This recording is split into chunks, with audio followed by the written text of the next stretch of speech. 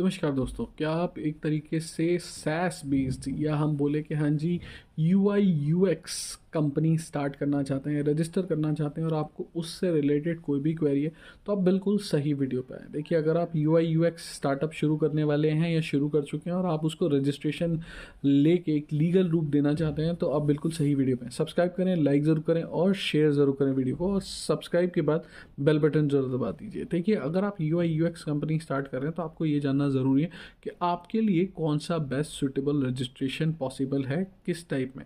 क्या आप LLP के तौर पे रजिस्टर करना चाहते हैं, प्राइवेट लिमिटेड रजिस्टर करना चाहते हैं, 1% कंपनी रजिस्टर करना चाहते हैं। ये बेस करता है, ये डिपेंड करता है आप किस पर्पज़ से बिजनेस बना रहे हैं या कंपनी रजिस्टर कर रहे हैं। अगर आपको प्रॉफिटेबल जाना है और एक तरीके से फंडिंग लेनी है तो प्राइवेट लिमिटेड बेस्ट है। ऐसे ही बाकी सारे रजिस्ट्रेशन टाइप्स के लिए उनकी अलग प्रोसेसिंग है।